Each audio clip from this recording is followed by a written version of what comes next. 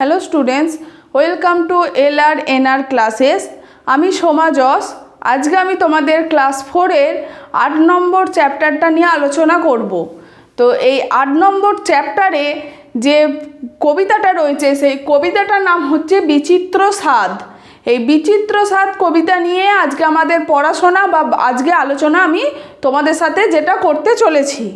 তো যথারীতি বিচিত্র স্বাদ কবিতাটা শুরু করার আগে বা সেই কবিতাটা নিয়ে তোমাদের সাথে আলোচনা শুরু করার আগে সেই কবিতাটি যিনি লিখেছেন বিশ্বকবি রবীন্দ্রনাথ ঠাকুর, তার সম্বন্ধে কিছু কথা জেনে নেব।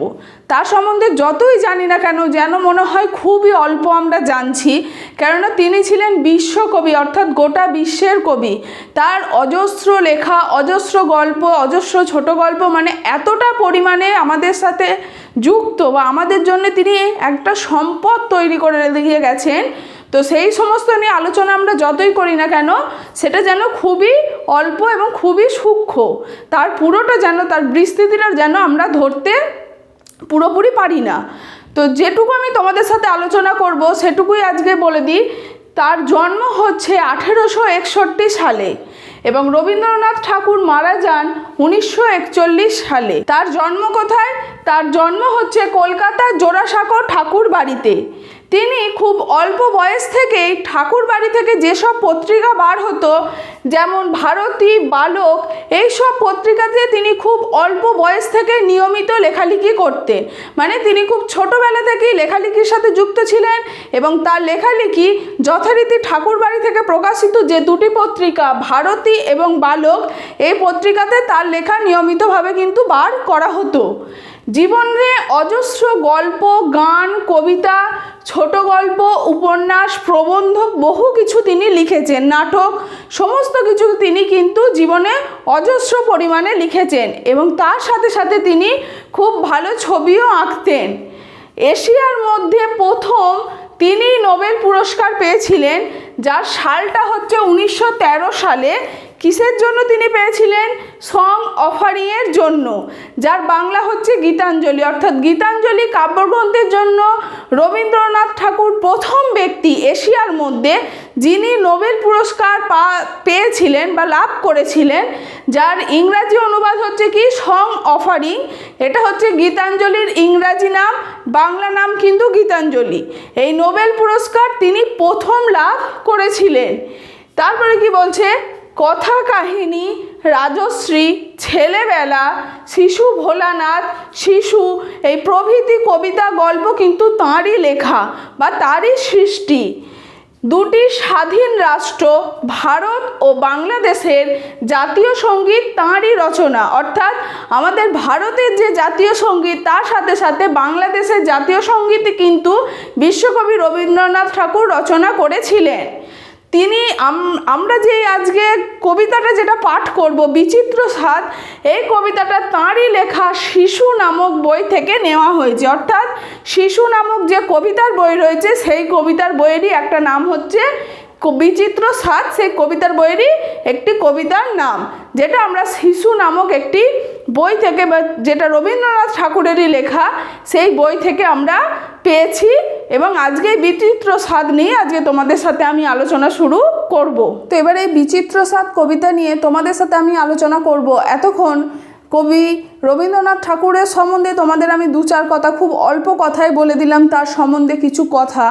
এবার এই বিচিত্র স্বাদ কী নিয়ে তিনি লিখেছেন বা কেন লিখেছেন সেই সমস্ত কিছু নিয়ে তোমাদের সাথে আলোচনা করব। এই বিচিত্র স্বাদ কবিতাটা দেখো, নামটা শুনেই আমরা বুঝতে পারছি স্বাদ মানে ইচ্ছে। ইচ্ছেটা হচ্ছে বিচিত্র, অর্থাৎ অন্য রকমের। তো সেই অন্য রকম ইচ্ছেটা কি, তিনি এই কবিতায় কি কি ইচ্ছের কথা প্রকাশ করেছেন, সেই সব কথা তিনি এই কবিতায় লিখেছেন, সেগুলো আজকে তোমাদেরকে আমি বলবো। কি বলছে দেখো? আমি যখন পাঠশালাতে যাই আমাদের এই বাড়ির গলি দিয়ে 10টা বেলায় রোজ দেখতে পাই ফেরিওয়ালা যাচ্ছে ফেরি নিয়ে। তাহলে কি কবি বলতে চাইছেন যে তিনি যখন শিশু বয়স অর্থাৎ ছোটোবেলায় পাঠশালাতে যায়, তখন যখন তিনি পাঠশালাতে যাচ্ছেন তাদের বাড়ির যে গলি রয়েছে সেই গলি দিয়ে যাওয়ার সময় তিনি দেখতে পাচ্ছেন কি 10টা বেলায় রোজ দেখতে পান। 10টা বেলায় মানে বেলা যখন 10টা বাজে, টাইম বা সময় যখন 10টা হয়, অর্থাৎ বেলা 10টা যখন বাজে রোজই তিনি একটা ঘটনা দেখতে পান। কি ঘটনা ঘটে? যে ফেরিওয়ালা যাচ্ছে ফেরি নিয়ে। ফেরিওয়ালা কি? যারা মাথার মধ্যে বড় বড় ঝাঁকা নিয়ে কোনো জিনিস, ধরো রান্নার কোনো জিনিস, বাসনপত্র, কাপড় চোপড়, খেলনার জিনিস, পুতুল, এই সমস্ত কিছু নিয়ে যারা মাথায় ফেরি করে মানে ঘুরে ঘুরে বিক্রি করে বেড়ান, সেই সব মানুষগুলোকে বলা হয় ফেরিওয়ালা। তৎকালীন সময়ে বাবুদের বাড়ির সামনে দিয়ে বেশিরভাগ সময় এরকম ফেরিওয়ালা ঘুরে বেড়াতে দেখা যেত, এবং বাবুদের যে গিন্নিরা থাকতো বা বউরা থাকতো তারা এই ফেরিওয়ালার কাছ থেকে বিভিন্ন রকম জিনিস তারা কেনাকাটা করতেন। তো সেই সময় শিশু রবীন্দ্রনাথ এটাই দেখছেন যে প্রত্যেক দিন বেলা 10টা যখনই বাজে তিনি যখন পাঠশালায় যাওয়ার জন্য রেডি হয়ে তাদের বাড়ির গলির সামনে গিয়ে দাঁড়ান, তখন তিনি একজন ফেরিওয়ালাকে প্রত্যেক দিনই ফেরি করতে অর্থাৎ মাল বিক্রি করতে তিনি দেখতে পান। চুড়ি চাই সে হাঁকে, চিনের পুতুল ঝুড়িতে তার থাকে। তাহলে ফেরিওয়ালার কাছে কি চায়? ফেরিওয়ালা হাঁকছে চুড়ি চাই বলে, মানে যেহেতু মেয়ে বউরা সেই সমস্ত ফেরিওয়ালার কাছ থেকে জিনিসপত্র কিনতো, তাই বিভিন্ন রকম সাজের জিনিস বা রকমারি জিনিসই কিন্তু সেই ফেরিওয়ালাদের কাছে বেশিরভাগ সময় থাকতো। তো সেই ফেরিওয়ালা চুড়ি চাই বলে রোজ হেঁকে চলে, এবং তার ঝুড়িতে যে শুধু চুড়ি ছিল তা না, চিনের পুতুল অর্থাৎ বিভিন্ন রকমের পুতুলও কিন্তু তার ঝাঁকার মধ্যে থাকতো। যাই সে চলে যে পথে তার খুশি, যখন খুশি খায় সে বাড়ি গিয়ে। কি বলছে? যে তার কোনো তাকে আটকানোর কেউ নেই। শিশুদের যেমন আটকানোর জন্য তার বাবা মা বা পরিবারের সদস্যরা সব ব্যস্ত থাকে, তো এই ফেরিওয়ালাদের আটকানোর জন্য যেন কেউ নেই। সে যখন যেখানে মন চায়, যে পথ দিয়ে মন চায়, তার খুশি মতো সে ফেরি করতে করতে ঘুরে বেড়াতে পারে, এবং তাকে খাওয়ানোর জন্য যেন কেউ সব ব্যস্ত হয় না। তার যখন সময় হয় তখন সে তার বাড়িতে গিয়ে খুশি মনে সে খেতে পারে। 10টা বাজে, 10:30 বাজে, নাইকো তারা হয় বা পাছে দেরি, ইচ্ছে করে সেলেট ফেলে দিয়ে অমনি করে বেড়াই নিয়ে ফেরি। অর্থাৎ কি বলছে? 10টা বাজে, 10:30 বাজে, নাইকো তারা হয় পাছে দেরি। কিসের দেরি? পাঠশালাতে যাওয়ার জন্য যেন সেই ফেরিওয়ালাকে কেউ বলছে না যে তোমার 10টা বেজে গেল বা এরপর 10:30 বেজে গেল, তুমি তাড়াতাড়ি করো। যেটা পাঠশালায় যাওয়ার জন্য শিশু রবীন্দ্রনাথকে তার মা বা পরিবারের সদস্যরা বলে থাকে যে দেরি হচ্ছে, তাড়াতাড়ি করো, সেটা যেন ফেরিওয়ালাকে কেউ বলার নেই। সে তার হাতে যেন অঢেল সময়, সে সময়ের আগে চলে বা কখনো সময়ের পরে চলে। তাকে যেন কেউ সময় শেষ হয়ে যাচ্ছে বললে তাড়া দিয়ে কেউ তাড়াহুড়ো করে না। তো সেটাই কবি এখানে বলতে চাইছে যে 10টা 10:30 বেজে গেল, তার যেন দেরি হওয়ার কোনো তাড়া নেই। তার যে দেরি হয়ে যাচ্ছে বলে তার জিনিস বিক্রি করতে হবে, এটাতেও যেন তার কোনো তাড়া নেই। তাই কবির ইচ্ছে করে সেই মুহূর্তে যে সেলেট ফেলে দিয়ে, মানে পাঠশালায় যাওয়ার জন্য যে সেলেট পেন্সিলের দরকার, সেই সেলেট পেন্সিল তিনি যেন ফেলে দিতে চাইছেন, এবং তার বড় ইচ্ছা সে ফেরি নিয়ে অমনি করে, মানে ফেরিওয়ালা যেমনভাবে ঘুরে বেড়ায় তিনিও যেন ঠিক সেইভাবে ঘুরে বেড়ান। তার মনের এই ইচ্ছেটা তিনি প্রথম স্তবকে প্রকাশ করেছে। তাহলে প্রথম স্তবকে বিচিত্র স্বাদ কবিতার প্রথম স্তবকে কবি রবীন্দ্রনাথের, শিশু রবীন্দ্রনাথের কী ইচ্ছে ছিল? একজন ফেরিওয়ালা হওয়ার ইচ্ছে প্রকাশ করেছে। এরপর দ্বিতীয় স্তবকে দেখো কি আছে, আমি যখন হাতে মেখে কালি ঘরে ফিরি 4:30 বাজে, কোদাল নিয়ে মাটি কোপাই মালি বাবুদের ওই ফুল বাগানের মাঝে। তাহলে তিনি 10টার সময় পাঠশালা যাওয়ার যে সময়, সেই 10টার সময় তিনি দেখতে পান একজন ফেরিওয়ালাকে। স্কুল বা পাঠশালা শেষ করে তিনি যখন হাতে কালি মেখে, অর্থাৎ পড়াশোনা করার সময় পেন দিয়ে যে লেখালেখি করতে হয়, সেই লেখালেখি করার সময় আমাদের হাতে কালি লাগে, তো সেই কালি মেখে তিনি যখন 4:30 বাড়ি ফিরছেন, মানে পাঠশালার পড়া শেষ করে তিনি যখন বাড়ি ফিরছেন, ঠিক সেই সময় তিনি দেখেন বাবুদের একটা ফুল বাগান রয়েছে। সেই ফুল বাগানে একজন মালি সে কোদাল নিয়ে মাটি কোপাচ্ছে। মালিদের প্রধানত কাজ কি? মালি তাকেই বলা হয় যারা ফুল বাগানের মধ্যে মাটি কোপায়, গাছে জল দেয়, গাছের যত্ন, মূলত ফুল গাছের যত্ন করে, তাদেরকে মালি বলা হয়ে থাকে। তো 4:30 সময় শিশু রবীন্দ্রনাথ যখন পাঠশালা থেকে কালি হাতে মেখে ফিরছেন, সেই সময় তিনি এরকম একজন মালির সাক্ষাৎ পান যে কিনা বাবুদের ফুল বাগানের মধ্যে কোদাল নিয়ে মাটি কোপাচ্ছে। কেউ তো তারে মানা নাহি করে, কোদাল পাছে পরে পায়ের পরে, গায়ে মাথায় লাগছে কত ধুলো, কেউ তো এসে বকে না তার কাজে। মানে কি বলছে?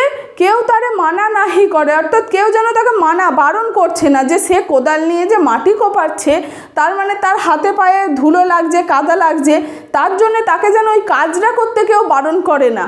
আর কিসের জন্য বারণ করে না?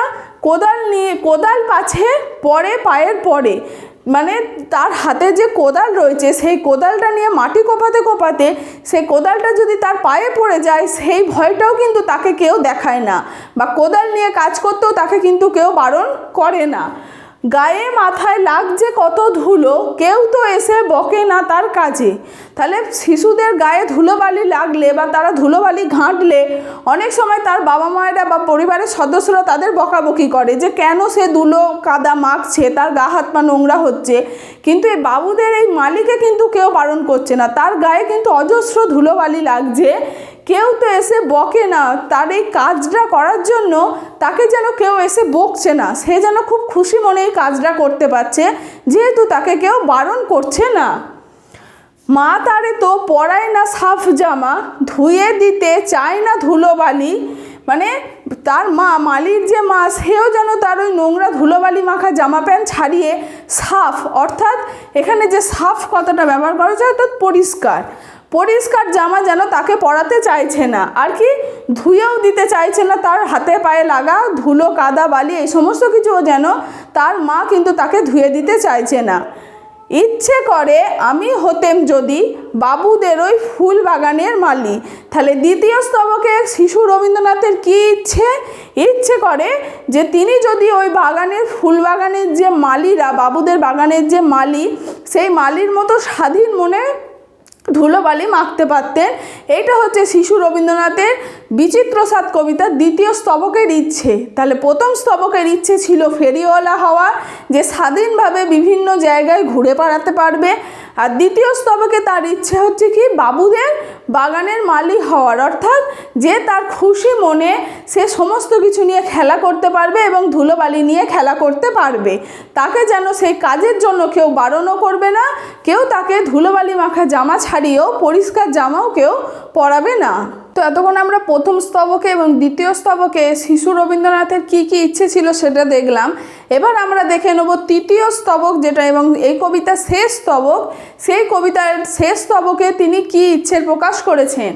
বলছেন, একটু বেশি রাত না হতে হতে মা আমারে ঘুম পাড়াতে চায়, জানালা দিয়ে দেখি চেয়ে পথে পাগড়ি পরে পাহাড় ওলা যায়। অর্থাৎ এখানে কিন্তু কবি পাহাড় ওলাই লিখেছেন। তাহলে কি বলছেন? একটু বেশি মানে এতক্ষণ সকাল 10টায় তার পাঠশালা যাওয়া, তারপরে বিকেল 4:30টায় বাড়ি আসা, এবং তারপরে খানিক খেলাধুলা পড়াশোনা করার পর রাতের খাবার খেয়ে যখন খুব বেশি রাত হয় না, তার মধ্যেও যেন শিশু রবীন্দ্রনাথের মা তাকে ঘুম পাড়ানোর জন্য ব্যস্ত হয়ে ওঠে। ঠিক সেই সময় ঘরের দিয়ে যখন তারা শোয়ার জন্য যায়, তখন সেই ঘর থেকে জানালা দিয়ে তিনি বাইরের রাস্তার দিকে তাকান এবং কি দেখেন যে পাগড়ি পরে পাহাড়ওয়ালা রাস্তা দিয়ে হেঁটে চলেছে। অর্থাৎ তৎকালীন সময়ে রাস্তায় রাস্তায় পাহারাওয়ালারা ঘুরে বেড়াতো, যারা রাতে রাতে রাস্তায় পাহারা দিতে, যাতে সেখানে চোর চুরি বা ডাকাতি না হতে পারে, সেই কারণে রাস্তায় পাহারা দেওয়ার জন্য লোকজন থাকতো। তো শিশু রবীন্দ্রনাথ রাতের খাওয়া দাওয়া করে যখন তার মায়ের সাথে সেই ঘরে ঘুমোতে যাচ্ছেন, তখন জানালা দিয়ে রাস্তার দিকে তাকিয়ে তিনি এই পাগড়ি পরা পাহাড়ওয়ালাদের তিনি দেখতে পেতেন। আধার গলি লোক বেশি না চলে, গ্যাসের আলো মিটমিটিয়ে জ্বলে, লণ্ঠনটি ঝুলিয়ে নিয়ে হাতে দাঁড়িয়ে থাকে বাড়ির দরজায়। অর্থাৎ গ্যাসের আলো বা আধার গলি, যখন তারা শুতে যাচ্ছে তখন কিন্তু গলিটা আধার, মানে রাস্তার গলির মধ্যে অন্ধকার, সেখানে খুব বেশি লোক চলাচল করে না। গ্যাসের আলো মিটমিটিয়ে জ্বলে, অর্থাৎ তৎকালীন সময়ে এরকম ইলেকট্রিক ছিল না বা কারেন্ট যেটা, সেই সব লাইট ছিল না। সেই সময় গ্যাস দিয়ে আলো জ্বালিয়ে রাখা হতো এবং সেই আলো খুব মিটমিট করে জ্বলতো। লণ্ঠনটি ঝুলিয়ে নিয়ে হাতে দাঁড়িয়ে থাকে বাড়ির দরজায়, অর্থাৎ বাড়ির দরজায় দরজায় কিন্তু এই পাহারাওয়ালাদের দেখা যেত পাগড়ি পরে, যারা লণ্ঠন হাতে বাড়ির দরজার সামনে দাঁড়িয়ে থাকতো। রাত হয়ে যায় 10টা 11টা, কেউ তো কিছু বলে না তার লাগি, ইচ্ছে করে পাহাড়ওয়ালা হয়ে গলির ধারে আপন মনে জাগি। তাহলে বলছে রাত হয়ে যায় 10টা 11টা বেজে যায়, তাকে যেন এই রাত জাগার জন্য কেউ কিছুই বলে না, যে এত রাত হয়ে যাচ্ছে তাদের বাড়ি যাওয়ার জন্য, বা কেন তারা রাত জেগে আছে, রাস্তায় দাঁড়িয়ে আছে, এই সমস্ত নিয়ে যেন তাদের কেউ কোনোদিন বকাবকি করে না বা কেউ কিছুই বলে না। তারা কিন্তু নিজেদের স্বাধীন মতো তাদের কাজটা করে চলে। তো সেই জন্য শিশু রবীন্দ্রনাথের শেষ যে ইচ্ছেটা, সেটা হচ্ছে তারও মনে হচ্ছে যে তিনিও যেন পাহারাওয়ালাদের মতো হয়ে গলির ধারে আপন মনে যেন রাত জাগতে পারেন। এই রাত জাগার জন্য তার যে পাহারাওয়ালার হওয়ার ইচ্ছা, এটা কিন্তু তিনি তৃতীয় স্তবকে প্রকাশ করেছেন। তাহলে প্রথম স্তবকে তার ইচ্ছে প্রকাশ কি করেছিলেন? প্রথম স্তবকে তিনি ফেরিওয়ালা হওয়ার ইচ্ছে প্রকাশ করেছিলেন।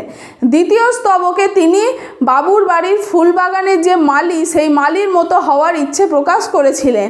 এবং তৃতীয় স্তবকে তিনি রাতের যে পাহাড়ওয়ালা, যারা দরজার সামনে দাঁড়িয়ে বাড়ি পাহারা দেওয়ার কাজ করে, সেই পাহাড়ওয়ালা হওয়ার ইচ্ছে প্রকাশ করেছেন। তো এই জন্য এই কবিতাটার নাম বিভিন্ন রকমের ইচ্ছে, যার জন্য কবিতাটার নাম কবি বিচিত্র স্বাদ রেখেছেন। সেই দিক থেকে বলতে গেলে কিন্তু কবিতাটার নাম যথাযথ সার্থকতা লাভ করেছে, যে তার যে বিচিত্র অর্থাৎ বিভিন্ন রকমের স্বাদ অর্থাৎ ইচ্ছের কথা তিনি এই কবিতাতে প্রকাশ করেছেন।